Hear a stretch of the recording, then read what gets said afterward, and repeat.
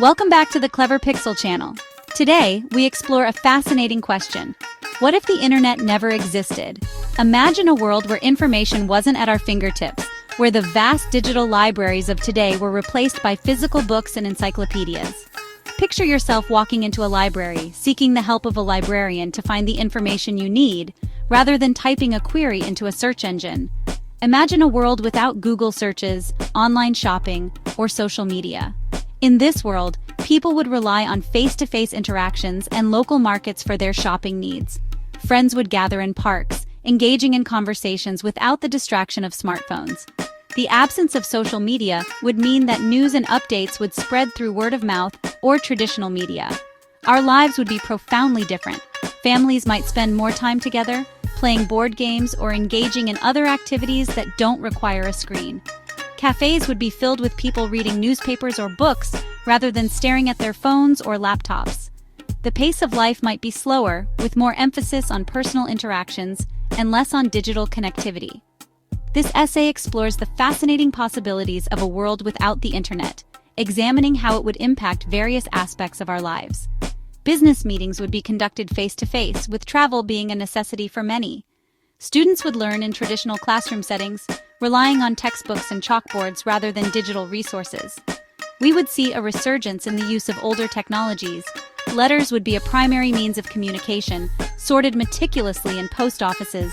Physical storefronts would be bustling with activity, as online shopping wouldn't exist. Teachers would instruct students using chalkboards, and educational materials would be printed rather than digital. The internet has revolutionized how we live, work, and interact.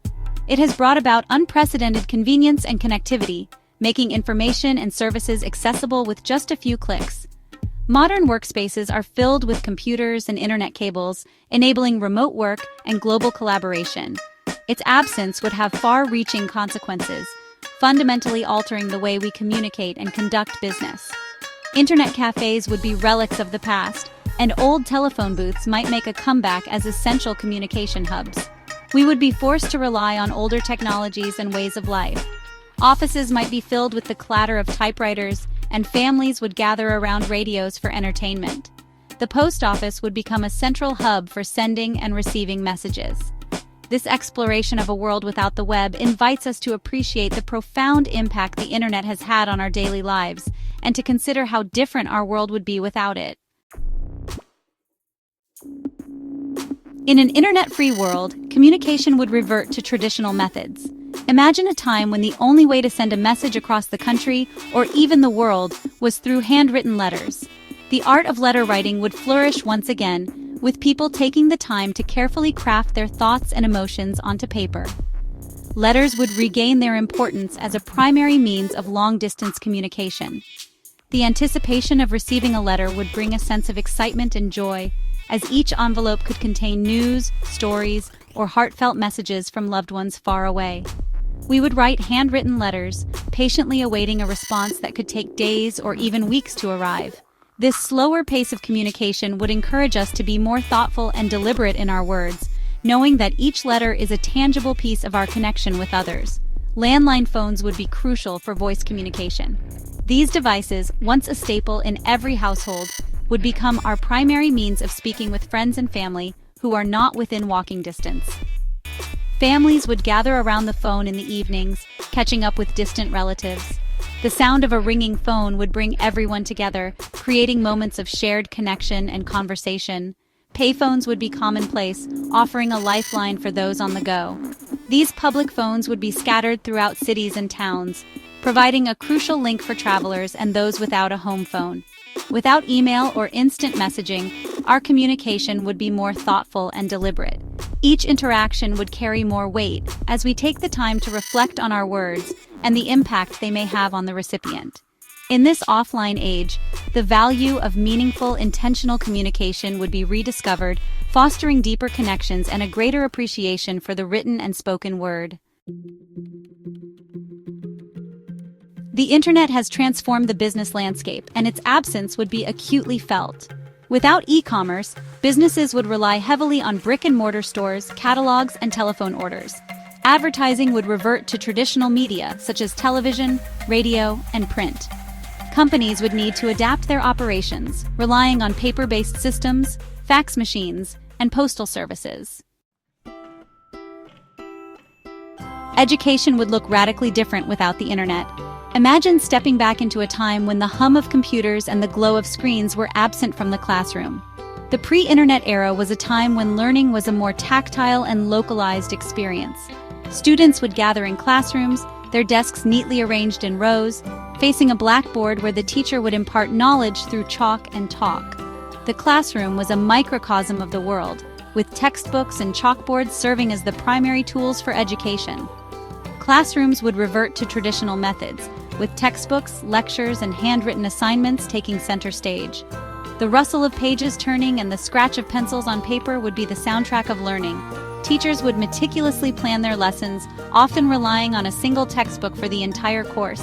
Students would take notes diligently, their notebooks filled with handwritten summaries and diagrams. The process of learning was slower, more deliberate, and often more personal. Each student's notebook was a unique reflection of their understanding and effort. Libraries would once again be the primary source of information, with students poring over books and periodicals. The library was a sanctuary of knowledge, a place where students could escape the distractions of the outside world and immerse themselves in learning. Rows of bookshelves, filled with volumes on every conceivable subject, offered a treasure trove of information. Students would spend hours in the library, searching for the right book, reading, and taking notes.